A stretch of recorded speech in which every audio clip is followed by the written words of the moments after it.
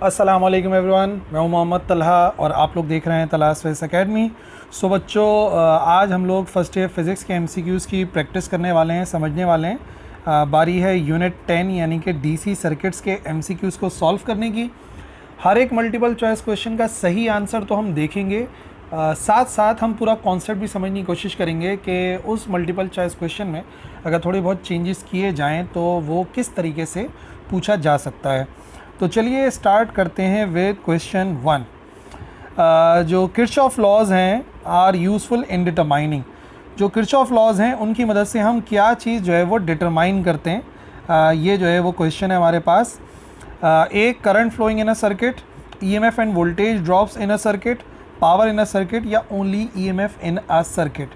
देखिए, जितने भी किरचॉफ लॉज हैं और हमारे पास दो न्यूमेरिकल भी हैं उसके, तो किरचॉफ लॉज में आप लोगों ने एक बात ज़रूर देखी होगी कि उसकी मदद से एक्चुअली हम लोग मालूम करते हैं current flowing in a circuit, कि उस सर्किट से करंट कितना फ़्लो कर रहा है। क्योंकि जब भी हम सपोज़ करते हैं वोल्टेज रूल, फॉर एग्जांपल जब हम कंसिडर करते हैं वोल्टेज रूल, तो वहाँ पे तो हम ये बात देखते हैं कि जो टोटल पोटेंशियल डिफरेंसेस हैं या वोल्टेज ड्रॉप्स हैं इन अ लूप, वो इक्वल टू ज़ीरो होता है। ठीक है ना। तो हम एक्चुअली वोल्टेज ड्रॉप तो मालूम ही नहीं करते, बल्कि जो किरचॉफ लॉज हैं उनका जो मेन मकसद है वो ये है कि उसकी मदद से हम लोग मालूम करते हैं जो कि करंट पास हो रहा होता है किसी भी सर्किट से। सो करेक्ट आंसर हो जाएगा current flowing in a circuit. Next, the resistance of a super conductor. एक सुपर कंडक्टर एक टाइप ऑफ कंडक्टर होता है और उसके नाम से ही जाहिर है कि वो सुपर कंडक्टर है। इस कंडक्टर की ख़ास बात यह है कि इसकी जो रेजिस्टेंस होती है वो ऑलमोस्ट ज़ीरो होती है, वो बराबर होती है ज़ीरो के। तभी इसको क्या कहते हैं, तभी इसको कहते हैं सुपर कंडक्टर। ठीक है। इनफाइनाइट तो इसका मतलब वो तो इंसुलेटर हो गया, यहाँ पे फाइनाइट या इनफाइनाइट कह रहे हैं, या चेंजेस विद एवरी कंडक्टर, नहीं, ऐसी कोई बात नहीं है। सुपर कंडक्टर एक ऐसे कंडक्टर को कहते हैं कि अगर उसमें एक मरतबा करंट आप फ्लो करवा दें तो रेजिस्टेंस ना होने की वजह से वो करंट जो है वो कंटिन्यूसली फ्लो कर सकता है without any voltage drop. Number 3, reciprocal of resistance is called. Resistance का रेसिप्रोकल क्या कहलाता है। ठीक है। अब एक बात आपने याद रखनी है, जो रेजिस्टेंस है उसका रेसिप्रोकल जो है वो एक्चुअली कंडक्टेंस कहलाता है। रेजिस्टेंस का मतलब क्या था, रेजिस्टेंस का मतलब था करंट के फ्लो में रुकावट आना। ठीक है, the opposition in flow of electron, और उसी का अगर आप अपोजिट करोगे तो करंट को फ्लो होने देना, और करंट के फ्लो होने को कहते हैं कंडक्शन होना। दैट्स वाई वो जो प्रॉपर्टी है जैसे कि रेजिस्टेंस होती है उसे हम बोलेंगे कंडक्टेंस। अगर आपके जहन में आ रहा है रेजिस्टिविटी, तो नहीं, resistivity is the specific resistance of any material. Material की कितनी स्पेसिफिक रेजिस्टेंस है। रेजोनेंस एक बिल्कुल डिफरेंट थिंग है, और कैपेसिटेंस एक्चुअली एबिलिटी होती है किसी भी कंडक्टर की टू स्टोर इलेक्ट्रिक चार्जेस, जो कि दूर दूर तक रेसिप्रोकल ऑफ रेजिस्टेंस तो नहीं है। Question number 4, the graphical representation of Ohm's law. Ohm's law की ग्राफिकल रिप्रेजेंटेशन क्या होती है। अब है क्या ओम्स लॉ, अगर हम सारी जो फिज़िकल कंडीशंस हैं किसी भी कंडक्टर से रिलेटेड अगर हम उन्हें कांस्टेंट रखते हैं, तो ऐसी सूरत में जो करंट पास होता है through a circuit, through a conductor, वो डायरेक्टली प्रोपोर्शनल होता है to the potential difference applied across its conductor. इस तरीके से लिखते हैं ना, आई डायरेक्टली प्रोपोर्शनल होता है वोल्टेज के, और फिर हम बोलते हैं कि आई इज़ इक्वल टू के वी आता है, और के जो है वो शो करता है कंडक्टेंस को। ठीक है। अब यहाँ पर ऑप्शन क्वेश्चन जो है वो ये कि ग्राफिकल रिप्रेजेंटेशन क्या कहलाती है। हमें तो ग्राफिकल रिप्रेजेंटेशन को देखना है।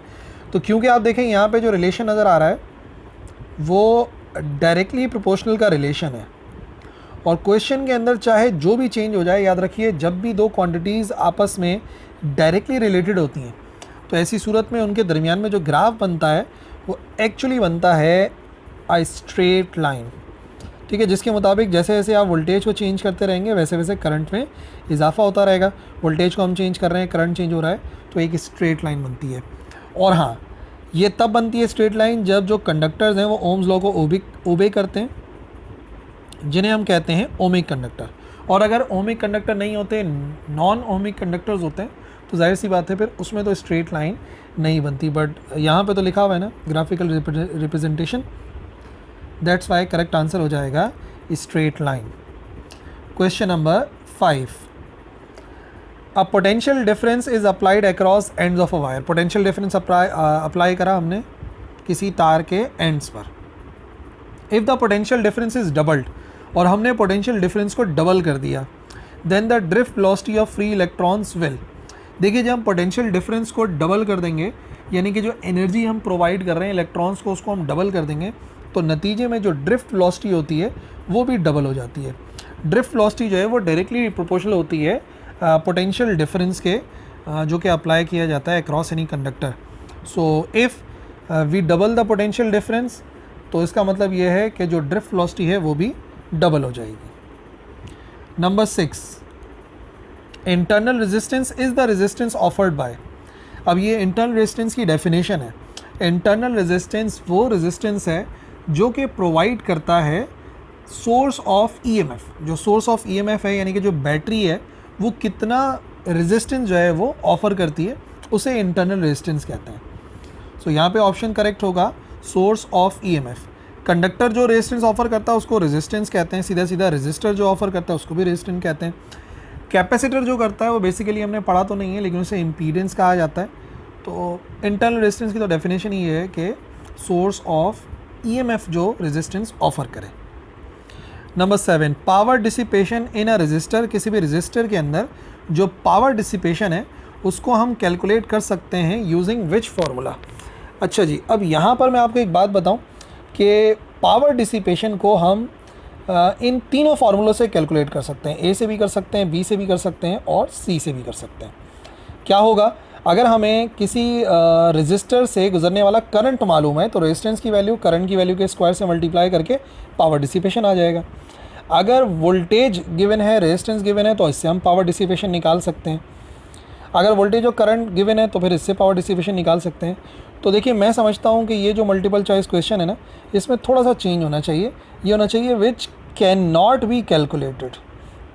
अगर तो क्वेश्चन के अंदर कहते हैं कैन नॉट बी कैलकुलेटेड, तो ऐसी सूरत में हम जो आंसर दे सकते हैं वो हम ये दे सकते हैं, क्योंकि इस फार्मूले से तो हम लोग कैलकुलेट नहीं कर सकते, सही ना। इस फार्मूले से कैलकुलेट नहीं किया जा सकता पावर डिसिपेशन को, बाकी तीनों फार्मूलों से कैलकुलेट किया जा सकता है। Question number 8, what is a potentiometer primarily used for.